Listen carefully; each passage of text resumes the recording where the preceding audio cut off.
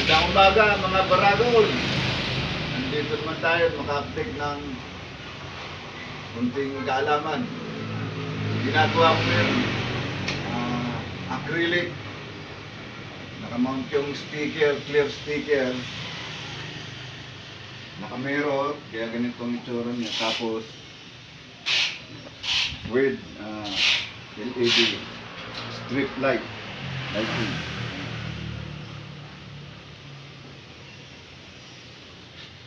Ay, itsura niya, ayan.